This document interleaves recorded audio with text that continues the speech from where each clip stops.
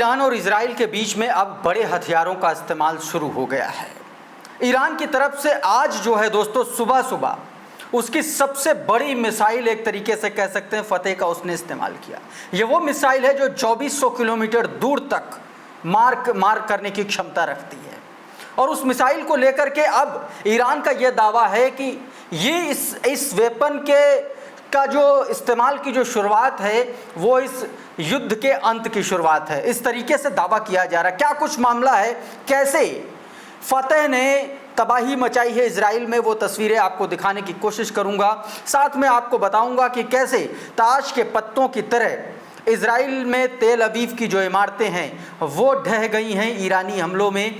और साथ में मोसाद का एजेंट जब पकड़ा गया तो उसने किस तरीके से सुसाइड करने की कोशिश की, वो तस्वीरें भी आपको दिखाने की कोशिश करेंगे। और साथ में बताऊंगा कि कैसे क्या हालात हो चले, कैसे बदतर हालात में इजरायली जो है रहने को मजबूर हैं। आप ये समझ लीजिए कि मेट्रो का जो स्टेशन है उसके नीचे अंडरग्राउंड मेट्रो स्टेशन में रहने के लिए मजबूर हैं और लोगों को जगह नहीं मिल रही, आसरा नहीं मिल रहा है रहने को लेकर के। बौखलाई जनता किस तरीके से मंत्रियों का कॉलर पकड़ पकड़ के सवाल पूछ रही है कि आखिर तुमने ईरान पर हमला क्यों किया। तमाम सारे ऐसे अपडेट हैं, तमाम सारी ऐसी तस्वीरें हैं। उधर खामिनेई ने सारी शक्तियाँ सेना को सौंप दी है। सब कुछ बताऊँगा, सारी तस्वीरें दिखाऊँगा, लेकिन सबसे पहले एक तस्वीर आपको दिखाता हूँ। उस तस्वीर से शुरुआत करूँगा। उम्मीद है हो सकता है ये तस्वीर आपने देखी हो, लेकिन ये तस्वीर इसलिए दिखाना जरूरी है क्योंकि यही वो तस्वीर है जो इस युद्ध का परिणाम बदलने वाली तस्वीर है। क्योंकि जिस मिसाइल का इस्तेमाल ईरान ने किया है उसको रोकने के लिए, उसके हर एक वार को रोकने के लिए इजराइल को कम से कम 10 मिलियन का खर्चा करना पड़ेगा, क्योंकि उसके लिए डिफेंस करने का इसके अलावा और कोई दूसरा तरीका नहीं है। लेकिन ईरान के पास इसकी अकूत क्षमता है। बहुत सारे ऐसे तरीके हैं, ऐसे टारगेट्स हैं जिसको वो बहुत अच्छे से हिट कर सकता है। पहले ये तस्वीरें देखिए ज़रा।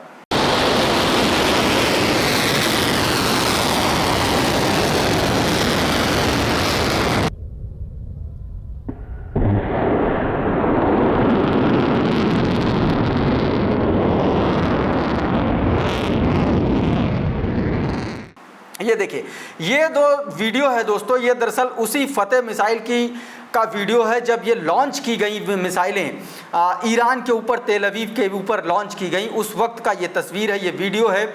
और इसमें सीधे तौर पर आप देख सकते हैं कि ये जो शुरुआत है, इसके बाद से अब ये माना जा रहा है कि ईरान वाकई में बहुत सीरियस हो चला है इन सब इजराइल को लेकर के, इजराइल के ख़ात्मे को लेकर के एक तरीके से। तो ये तस्वीर दोस्तों, ये जो वीडियो है ये फतेह मिसाइल के लॉन्चिंग का वीडियो है। और अब मैं आपको कुछ और ऐसी तस्वीरें दिखाता हूँ जिसके बाद से ये कहा जा रहा है कि ईरान ने क्या किया है। पहले ये तस्वीर देखिए। ये तस्वीर दोस्तों इजराइल के साइंस इंस्टीट्यूट की तस्वीर है, ये इजरायली साइंस इंस्टीट्यूट की तस्वीर है जो आप अभी स्क्रीन पर देख रहे हैं। ये ऐसी इमारत थी, लेकिन ईरानी मिसाइल के हमले के बाद इस इमारत का हाल कुछ ऐसा हुआ है। ये तस्वीर देखिए ज़रा।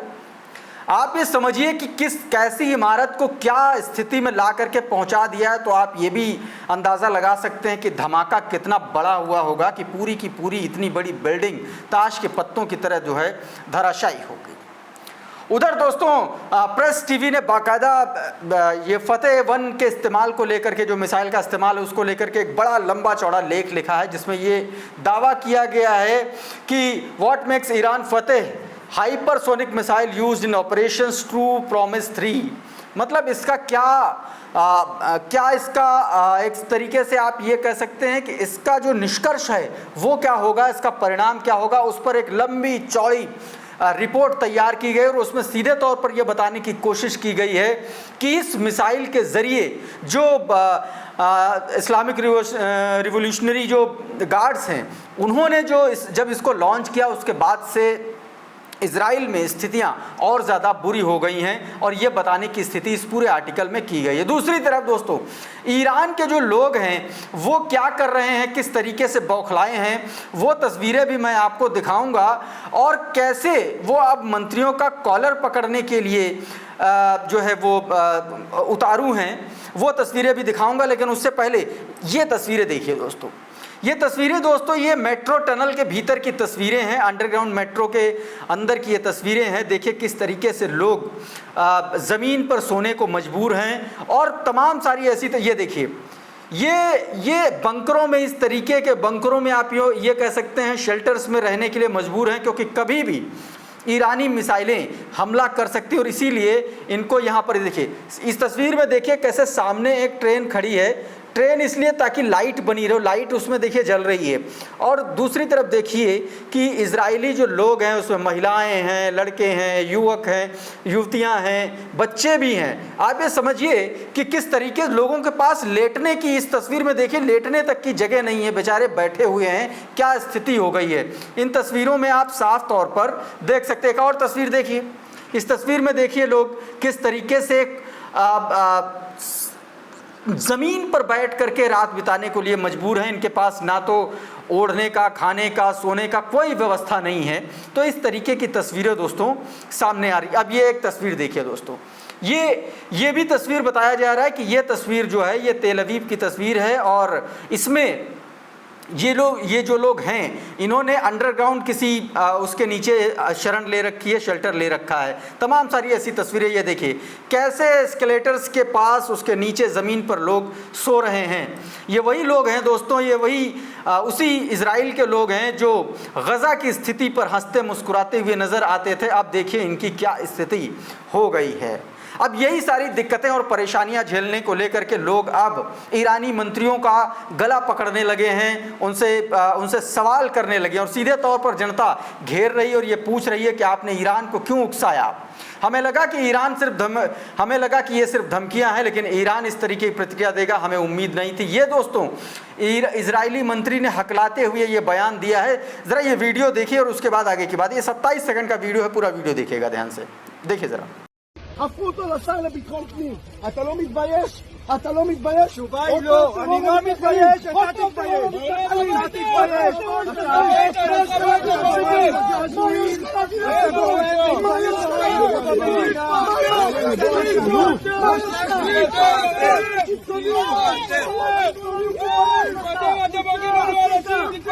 בוא אלינו.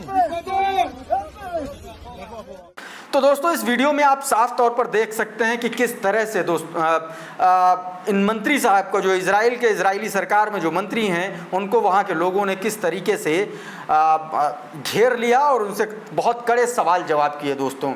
अब एक और तस्वीर दिखाता हूँ। अभी मैंने आपको दिखाया था कि शेल्टर के भीतर कैसे लोग पड़े हुए हैं, गंजे हुए हैं। आप ये समझ लीजिए वहाँ तिल रखने की जगह नहीं है, पैर रखने की जगह नहीं है। ऐसे में तमाम सारे ऐसे लोग हैं जिनको वहाँ जाने भी नहीं दिया जा रहा है। वैसी ही एक ये महिला है जो दावा कर रही है, तस्वीर वीडियो देखिए। इस वीडियो में इस महिला का दावा है, ये यूक्रेनियन महिला है और इसका दावा है कि इसको शेल्टर में इजरायलियों ने नहीं घुसने दिया। द मुस्लिम स्पेस नाम का ट्विटर हैंडल है जिसने ये वीडियो शेयर करते हुए लिखा है कि इजरायलियों ने हमसे कहा हमें आपको अंदर जाने की अनुमति देने की आवश्यकता नहीं है, आश्रय स्थल में पर्याप्त जगह नहीं है। तेल अवीव में एक यूक्रेनी महिला ने इस तरीके से बताया। दोस्तों सायरन बजने के बाद इस तरीके की स्थितियाँ होती हैं और मैंने आपको वो तस्वीरें भी दिखाई। अब ये महिला क्या कह रही है ये एक बार सुनिए ज़रा। Сейчас нам прислали уведомление о том, что будет скоро сирена с Ирана. И мы пошли в соседний дом, в бомбоубежище, где нас не впустили, они закрыли двери, закрыли парковку. Мы стучали в дверь, они вышли, сказали, мы не обязаны вас пускать. И сказали, у нас нету места. तो दोस्तों इस महिला ने इस तरीके से बड़ी गंभीर आरोप लगाए। अब आपको मैं इजराइल की खस्ता हालत की स्थिति का अंदाज़ा कैसे लगा सकते हैं, एक और तस्वीर दिखाता हूँ। ये वीडियो आप देखिए। इस वीडियो में आप साफ तौर पर देख पाएंगे कि एक व्यक्ति है जिसको लेकर के लोग छीना झपटी कर रहे हैं। दरअसल ये व्यक्ति मोसाद का एजेंट है और जब ये अरेस्ट किया गया, जब इसकी गिरफ्तारी हुई, जब ये पकड़ा गया तो इसने साइनाइड की पिल्स लेकर के सुसाइड करने की कोशिश की और यही वो वीडियो है। आप इसमें सीधे तौर ये देखिए यहाँ पर इसने जो है साइनाइड की पिल ले ली और सीधे तौर पर सिक्योरिटी फोर्सेस ने इसको अरेस्ट किया था, जिसके बाद साइनाइड पिल जो है वो लेकर के इसने सुसाइड करने की कोशिश की है दोस्तों। तो इस वीडियो में आप ये तस्वीर साफ तौर पर देख सकते हैं। दोस्तों मोसाद के एजेंट को लेकर के एक और खबर है जिसमें ये कहा गया है कि तेहरान में ये आदमी अरेस्ट किया गया था एजेंट, और उसके बाद जो है और इस आदमी ने दोस्तों बाकायदा शहरयार सिटी में जो है वो ड्रोन से हमला किया था, ड्रोन अटैक किया था, और उसके बाद इसकी अरेस्टिंग हुई है। ये जो तस्वीरें आप देख रहे थे ये वही तस्वीरें हैं जो आप उसमें देख रहे थे। उधर दोस्तों एक और तस्वीर जो सामने, जिसमें इजरायली मिलिट्री ऑफिशियल्स ने ये भी कहा है कि उनके पास वो 1 या 2 हफ्ते में जो है ईरान के जो एटॉमिक जो जगहें हैं, जो साइट्स हैं, उन पर हमला करने के लिए उनके पास पर्याप्त समय है, पर्याप्त संसाधन है, और वो 1-2 हफ्ते में ये काम कर लेंगे। लेकिन इससे बुरी स्थिति इजराइल की ये है कि उसका जो आयरन डोम सिस्टम है वो ईरान के जो मिसाइल अटैक हैं उनको रोक पाने में सक्षम नहीं है। और ये सब तमाम सारी हताशा देखने के बाद एक तस्वीर फ्रांस से निकल करके सामने आई। पहले ये तस्वीर देखिए ज़रा आप, इस तस्वीर को ज़रा गौर से देखिए। इस पर लिखा है कि our product are so good that the French government doesn't want to see them, ये लिखा है दोस्तों। दरअसल इस तस्वीर में जो आप काला कलर का ये चादर देख रहे हैं, इससे ढक दिए गए हैं ये हथियार। ये दरअसल ऊपर की तस्वीर में देखिए, ये तस्वीर देखिए, इसमें इजराइल के वो हथियार हैं, वो वेपन्स हैं जिनको जो है फ्रांस में एक तरीके से एक जो समिट होती है, या यूँ कहें कि एक तरीके से मेला जो होता है हथियारों का, वहाँ पर ये दर्शाए गए थे। और जब इस तरीके की इजराइल की स्थिति हुई, इजराइल के हथियार इस तरीके से पिटने लगे युद्ध में, तो वहाँ पर फ्रांस ने क्या किया कि इनको काली चादर से ढक दिया। अब उस पर जो है जब ढक दिया तो उसके ऊपर इजराइलियों ने ये मैसेज लिखा, और लिखा कि our product are so good that the French government doesn't want to see them. इसलिए ये चीज़ दोस्तों कही जा रही है। अब दोस्तों कुछ और तस्वीरें मैं आपको दिखाता हूँ जिससे ये पता चल रहा है कि आने वाले वक्त में एक बड़ा हमला, एक बड़ा युद्ध और छिड़ सकता है, क्योंकि खामेनेई ने अपनी सारी शक्तियां जो हैं वो इस्लामिक रिवोल्यूशनरी गार्ड कॉर्प्स को दे दी हैं, सेना को सौंप दी हैं, अपनी सभी शक्तियां उनको सौंप दी हैं। ऐसे में ये कयास लगाए जा रहे हैं कि अब जो है आर पार की जंग हो जाएगी। इससे पहले आप याद करिए कि खामेनेई ने आज ही कहा था कि अब यहूदियों पर कोई भी दया नहीं दिखाई जाएगी। इजराइल को खुली धमकी दी थी, अब कहा और सीधे तौर पर आर पार का ऐलान कर दिया गया था। उधर दोस्तों एक और खबर सामने आई है जिसमें यह दावा किया गया कि यूएस और यूके के जो एयरक्राफ्ट हैं, या यूं कहें वॉरशिप जो हैं, वो उन्होंने अपनी दिशा बदल ली है। बहरीन जो उनका रूटीन था, जो रूट था, उससे वो अलग जा रहे हैं, यानी कि कुछ बड़ा, there is something big going to be happen. तो इस तरीके की तस्वीरें सामने आ रही हैं। ये देखिए, ये एक खबर है दोस्तों जिसमें यह दावा किया गया the US and UK just pulled all their warships out of Bahrain, this is not routine, something serious is going down. ये दावा किया गया कि कुछ बहुत बड़ा होने वाला है और इसीलिए ये हुआ है। दूसरी तरफ दोस्तों ईरान में 127 किलो एक्सप्लोसिव पकड़ा गया है। ये तस्वीरें आप ये वीडियो देखिए, इस वीडियो में आप साफ तौर पर देख सकते हैं ये एक्सप्लोसिव है जिसको पकड़ा गया है, जिसको बरामद किया गया। ये 127 किलो एक्सप्लोसिव है। ये तेहरान के नवाब डिस्ट्रिक्ट में ये दोस्तों इसकी बरामदगी की गई है, जिसके बाद इस तरीके की और तस्वीरें सामने आ रही हैं कि कुछ बड़ा और भी कुछ बड़ा हो सकता है। उधर दोस्तों मॉस्को ने सीधे तौर पर 2 टूक कह दिया इजराइल से कि इसमें सारी की सारी गलती जो है वो इजराइल की है। द कार्डल जो ट्विटर हैंडल है उसके ज़रिए उसकी खबर के मुताबिक ये कहा गया है कि Russian foreign ministry spokesperson Maria Zakharova condemned the Israeli regime attack on Iran nuclear site, describing them as illegal, dangerous and direct threat to the regional and global security. सीधे तौर पर यह कहा गया है कि जो इजराइल कर रहा है वो रीजनल और ग्लोबल सिक्योरिटी के लिए सीधा सीधा चैलेंज है, सीधा सीधा खतरा है। ये रशिया की तरफ से, मॉस्को की तरफ से ये बयान दिया गया है दोस्तों। और अब आपको दो तस्वीरें दिखाता हूँ। आप लोगों को लगता होगा कि बीबीसी बहुत अच्छा करता है, लेकिन बीबीसी कई मामलों में किस तरीके से भेदभावपूर्ण रिपोर्टिंग करता है, ये तस्वीर आप इस खबर से देखिए दोस्तों। ये जो तस्वीर है, ये जो स्टोरी है, कुछ न्यूज़ नेटवर्क ने ये बाकायदा इसको बहुत रिसर्च के बाद पब्लिश किया, जिसमें सीधे तौर पर यह दावा किया गया है कि गजा में जिनोसाइड को लेकर के बीबीसी का, ब्रिटिश ब्रॉडकास्ट कॉरपोरेशन का जो रिपोर्टिंग रही है वो बहुत पक्षपातपूर्ण रही है। और इसको लेकर के बड़ा डिटेल एक पूरा वो छापा गया है पूरी डिटेल में, और तथ्यों के साथ ये बताया गया है कि किस तरीके से उसने अपने 3873 एनालिसिस आर्टिकल में सीधे तौर पर गजा के लोगों को और इजराइल के लोगों में बहुत बड़ा पक्षपात करने की कोशिश की है। ये सीधे तौर पर इस आर्टिकल में इस बात में बताया गया है। और अब बात करता हूं इंडियन गोदी मीडिया चैनल्स की।